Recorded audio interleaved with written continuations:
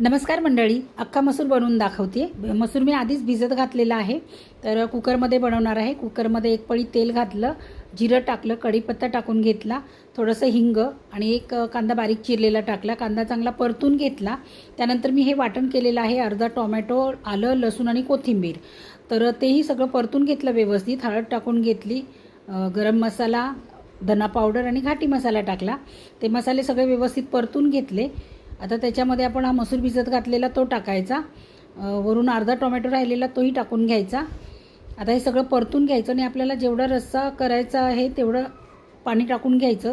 तुम्ही कमी पाणी टाकू शकता, मला जरा रस्सा हवा होता। चवीप्रमाणे मीठ टाकायचं आणि झाकण लावून आपण कुकरला 3 शिट्या काढून घ्यायच्या। कुकर थंड झाल्यावरती बघायचं आपली भाजी तयार झालेली आहे। पाहू शकता तुम्ही, मसूर छान शिजलेला आहे। वरून कोथिंबीर टाकायची। व्हिडिओ आवडला तर नक्की लाईक करा, शेअर करा आणि माझ्या चॅनलला सबस्क्राईब